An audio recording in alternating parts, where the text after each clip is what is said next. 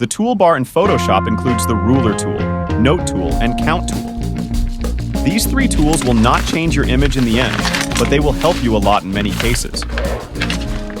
Just under the eyedropper tool, there is a ruler tool. Like this image, if you want to know how long this rope is, you can draw a straight line with the ruler tool. Then the position, length, angle, and other information in the option bar will be for you to check. Of course, you can also continue to use the straighten layer to align the image and canvas. Then there is the note tool. There must be many times when you need to note some information on the image.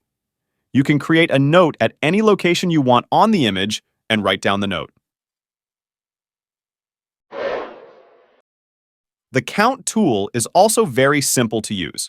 Just keep clicking and this tool will automatically count for you. You can also create multiple groups to count different objects, and adjusting the color and size of the numbers will make things easier. That's for today's video. Thanks for watching. In this series of videos, we will go through everything in Photoshop in a most simple and clear way, and also try our best to answer everything in the comment to help.